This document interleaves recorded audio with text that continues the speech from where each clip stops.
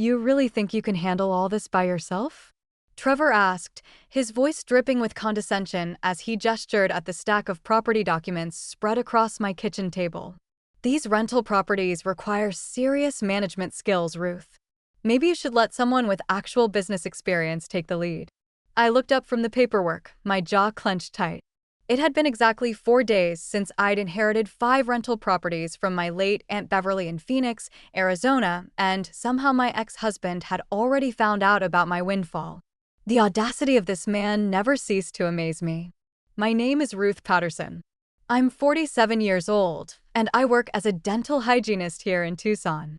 For the past 3 years since our divorce, I'd managed to build a quiet, stable life for myself.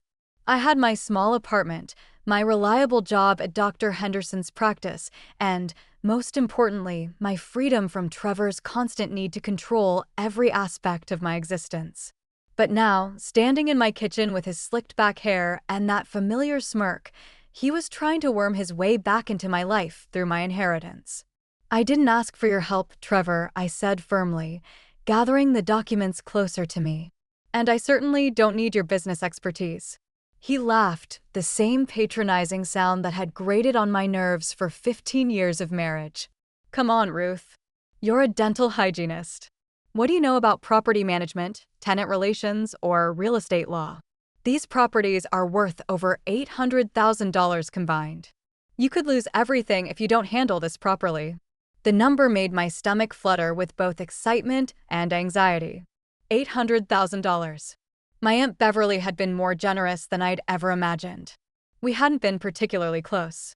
She was my father's sister, a successful real estate investor who'd never married and had no children. When her lawyer called to tell me I was the sole beneficiary of her property portfolio, I'd been stunned. I'm perfectly capable of learning what I need to know, I replied. But Trevor was already shaking his head. Learning on the job with that kind of money at stake? That's not smart, Ruth. Look, I know we have our history, but I've been managing commercial properties for Kellerman Associates for over a decade now. I could help you maximize these investments, maybe even expand the portfolio. There it was, the hook.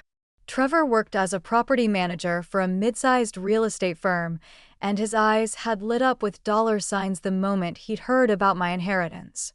I could practically see the wheels turning in his head, calculating how he could insert himself into this situation and somehow benefit from my good fortune. Something cold settled in my chest as I watched him lean against my counter like he belonged there. This wasn't about helping me. This was about control, just like everything else had been during our marriage. The memories came flooding back as I stared at Trevor's expectant face. 15 years of marriage where every decision had to go through him first. When I'd wanted to go back to school to become a dental hygienist, he'd insisted it was impractical. When I'd saved up money from my part-time retail job to buy a small car, he'd convinced me to put it toward our future instead, which meant his business ventures that never quite panned out. The worst part was how he'd made it seem reasonable, even caring. I'm just looking out for us, he'd say. I have more experience with these things. Or my personal favorite, trust me, honey, when have I ever steered you wrong? Well, he'd steered me wrong plenty of times, like when he'd persuaded me to co-sign on his failed restaurant investment, leaving us $30,000 in debt, or when he'd used our joint savings to buy into a pyramid scheme that promised to make us rich. Each time, it was my fault for not being supportive enough when his grand plans collapsed. The divorce 3 years ago had been brutal. Trevor had fought me on every single asset, claiming that since he'd been the primary breadwinner during most of our marriage, he deserved the larger share. Never mind that I'd worked multiple jobs to keep us afloat while he chased one get-rich-quick scheme after another.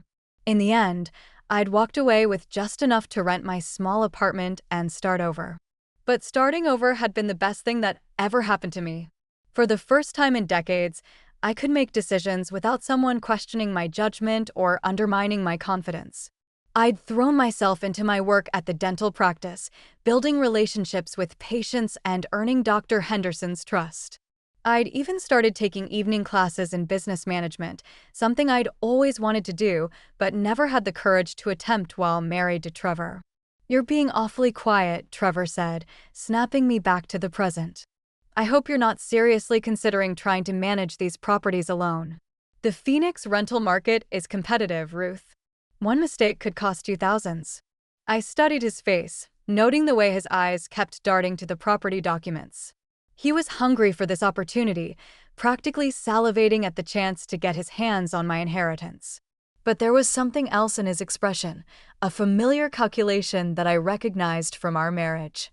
He wasn't just offering to help. He was positioning himself to take over. What exactly are you proposing? I asked carefully. Trevor's face brightened, clearly mistaking my question for interest. Well, I was thinking we could form a partnership. I'd handle the day-to-day management, collecting rent, coordinating repairs, dealing with tenant issues, and you could remain the owner. We'd split the management fees, say 60/40ths in my favor since I'd be doing most of the work. 60/40 in his favor. Of course, the man hadn't changed a bit. And what makes you think I'd want to go into business with my ex-husband? I asked. His smile faltered slightly. Because you need help, Ruth? And because despite everything that happened between us, I still care about your financial security. The lie rolled off his tongue so smoothly that for a moment I almost believed he meant it. I need some time to think about it, I said finally, knowing that would buy me the space I needed to figure out my next move. Trevor's face lit up with triumph, clearly interpreting my response as a victory. Of course, take all the time you need, but don't wait too long. The rental market moves fast, and these properties need active management.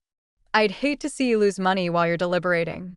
After he left, I sat alone in my kitchen, staring at the inheritance documents and feeling a familiar knot of anxiety in my stomach. The rational part of my brain knew Trevor was wrong. I was perfectly capable of managing these properties myself. But the voice that had been conditioned by 15 years of his constant undermining whispered that maybe he was right. Maybe I was in over my head. That evening, I called my friend Janet, a paralegal who'd helped me navigate the divorce proceedings. Janet, I need some advice about protecting assets, I said without preamble. Ruth, what's going on? You sound stressed. I explained the situation with the inheritance and Trevor's sudden appearance in my life. Janet listened without interrupting, but I could hear her sharp intake of breath when I mentioned his partnership proposal. Ruth, you cannot let that man anywhere near your inheritance, she said firmly.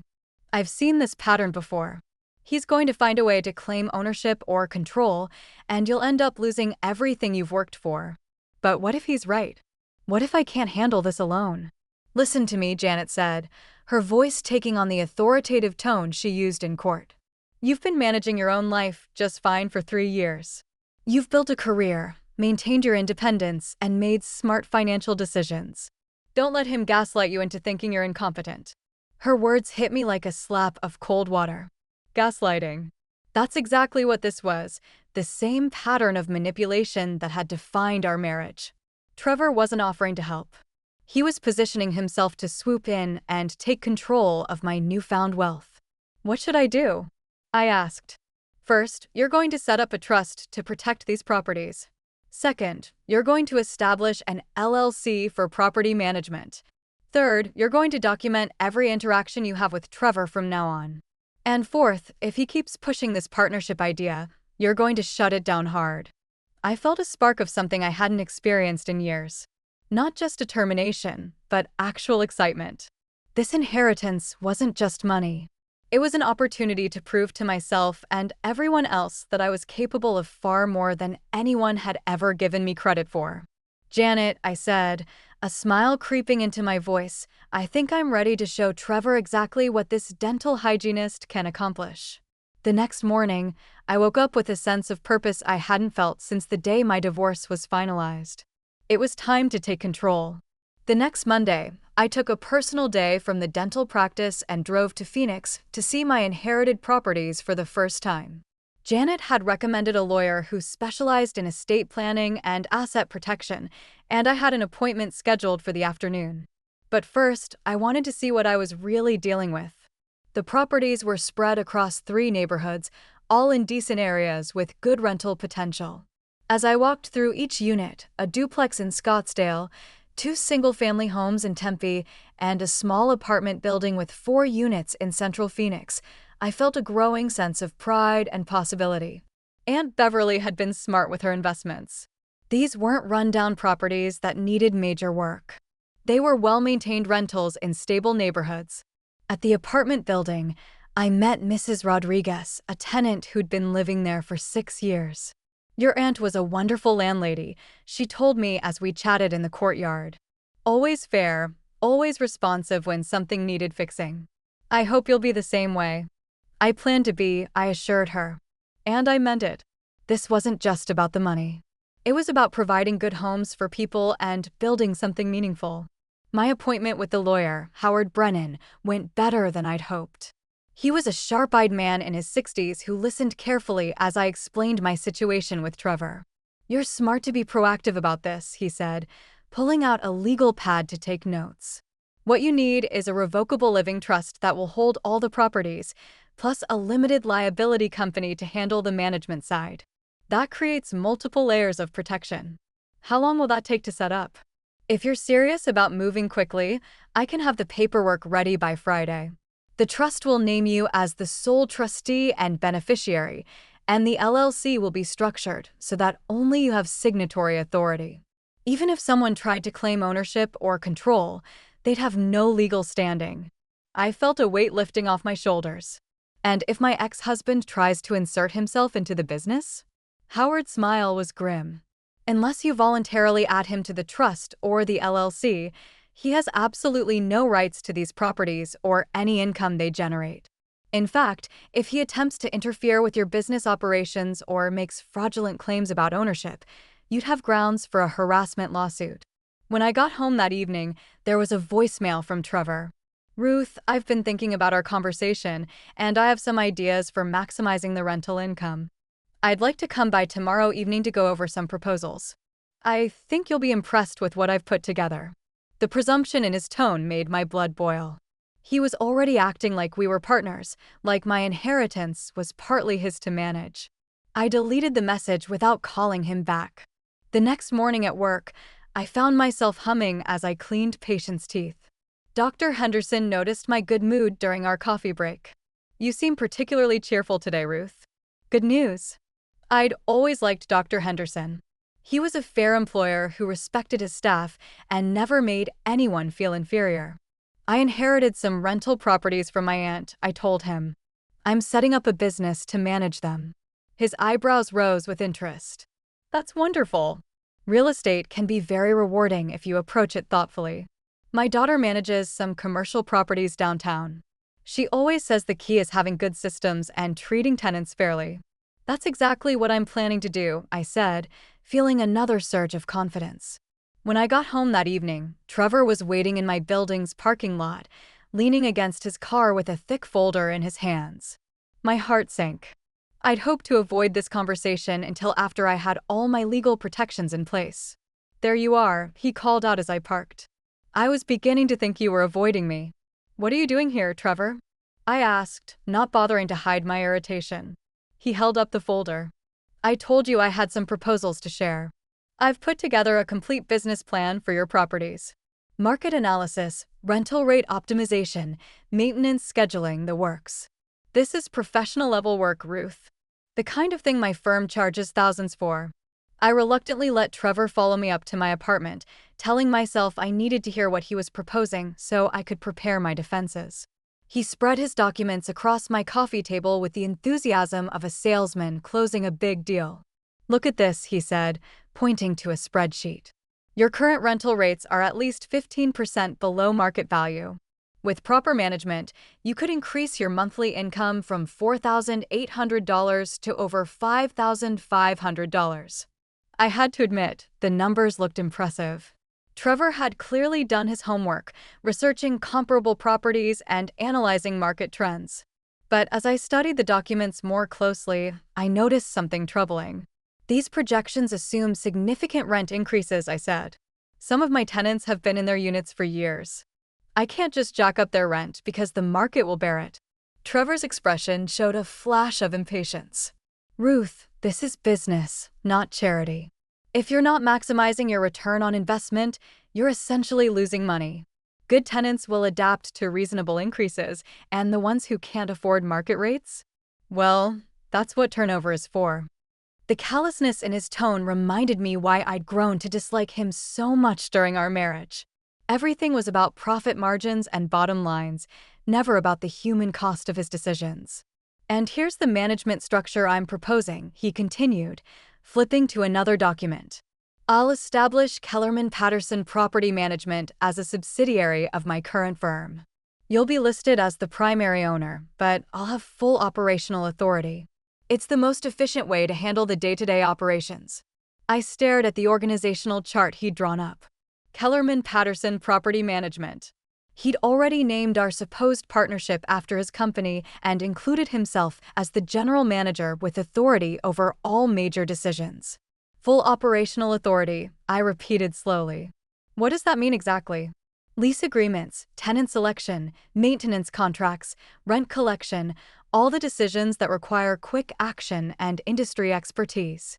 You'd retain ownership and receive your share of the profits, but the actual management would be my responsibility. I felt my anger building, but I kept my voice level. And what's my role in this arrangement? Trevor leaned back with a satisfied smile. You get to enjoy the income without the headaches. Think of it as being a silent partner. You provide the assets, I provide the expertise, and we both benefit. A silent partner. He wanted me to hand over operational control of my inheritance and trust him to manage it properly. The same man who'd driven us into debt multiple times with his poor decisions now wanted me to believe he was qualified to manage nearly $1 million in real estate. What percentage of the profits are you proposing for yourself? I asked. I was thinking a 70-30th split would be fair, he said casually. 70 for you, 30 for me, plus a base management fee of $800 per month. I did the quick math in my head. Based on his projections, my properties would generate about $5,500 per month in rental income. His 30% share would be another $1,650, plus his base fee.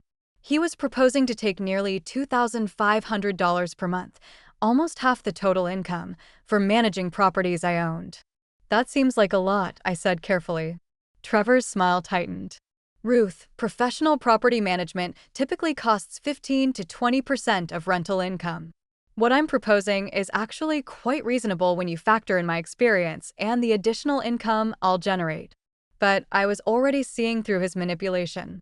He was framing this as a generous offer when what he really wanted was to gain control of my assets and extract as much money as possible for himself. I need to think about this, I said, starting to gather up his documents.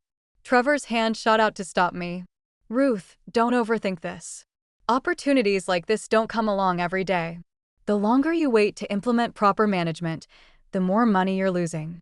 There was an edge to his voice now, a familiar pressure that I recognized from our marriage. This was how it always started, presenting his ideas as urgent necessities that couldn't wait for careful consideration. You said I could take time to think about it, I reminded him.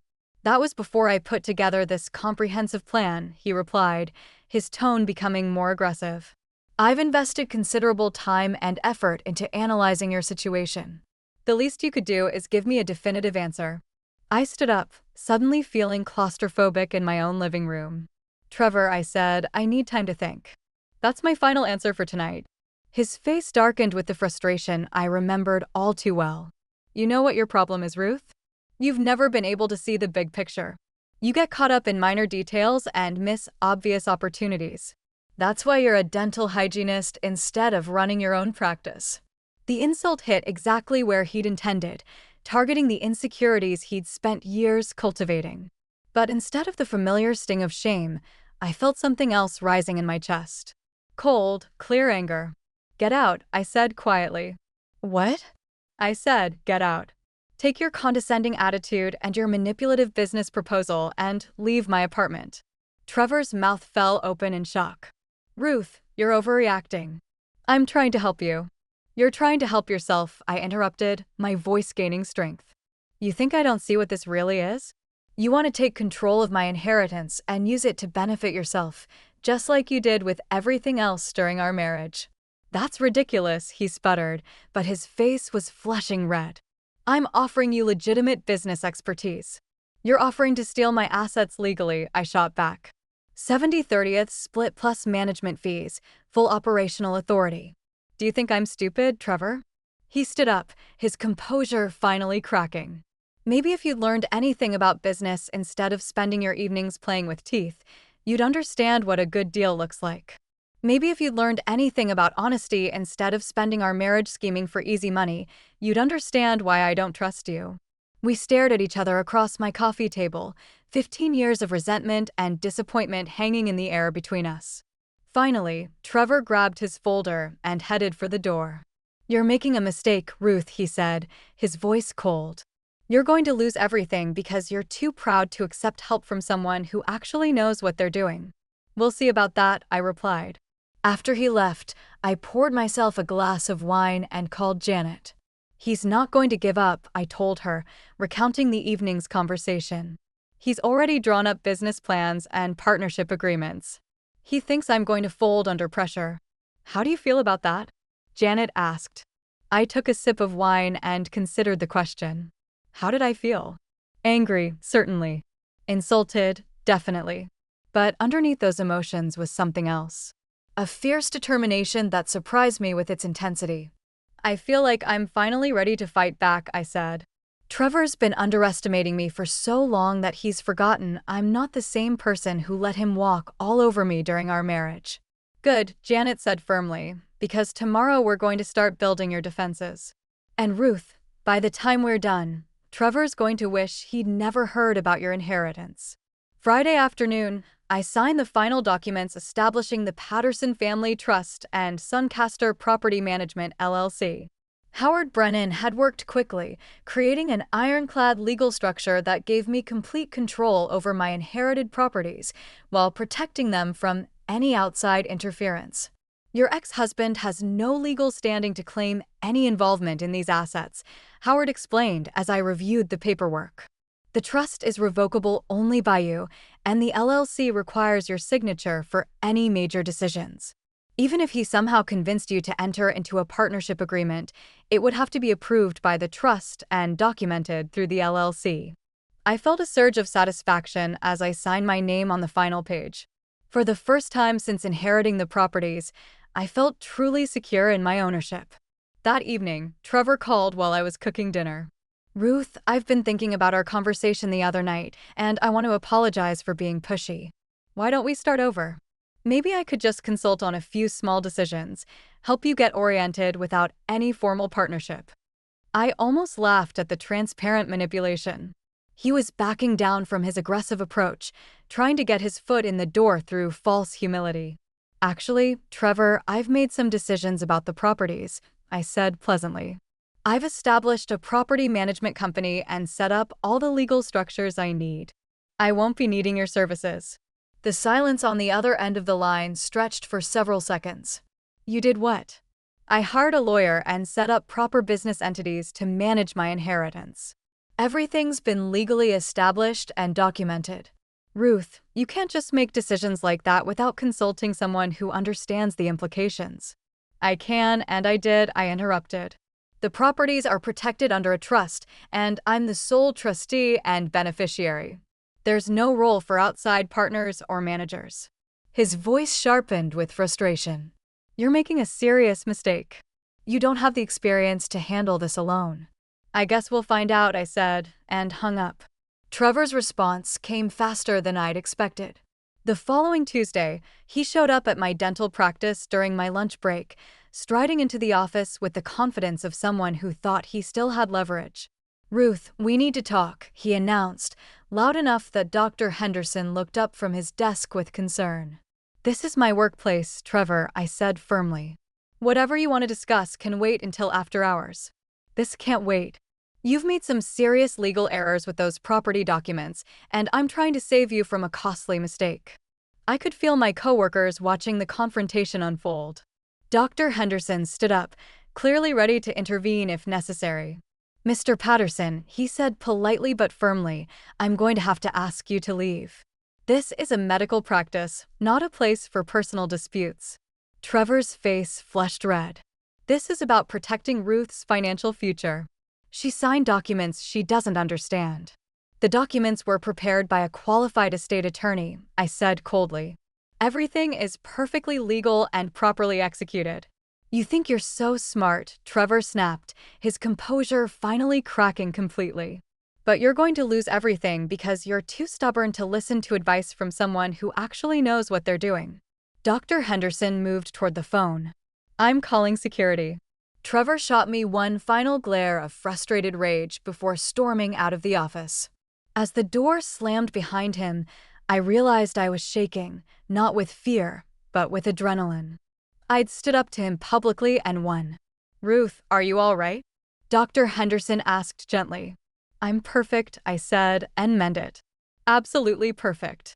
For the first time in years, I felt like I was exactly where I belonged, in control of my own life and ready for whatever came next. Trevor's attempts to manipulate his way into my inheritance had backfired spectacularly.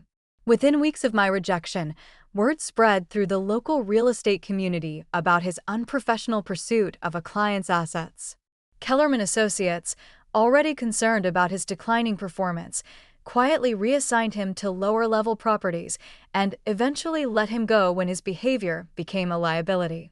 His reputation in Phoenix real estate circles was permanently damaged, and he was forced to take a position with a small property management firm in another state, earning a fraction of his previous salary. His dreams of easy money through my inheritance had cost him his career and his standing in the industry he'd claimed to know so well. 2 years later, I stood in the courtyard of my newest acquisition, a charming duplex in Scottsdale that I had purchased with profits from my existing properties. Suncaster Property Management had grown into exactly what I'd envisioned, a small but successful business built on fair dealing and genuine care for both properties and tenants. Looking back on that frightening but exhilarating time when Trevor tried to seize control of my inheritance, I realized that his manipulation had given me the greatest gift of all, the final push I needed to discover just how capable I truly was.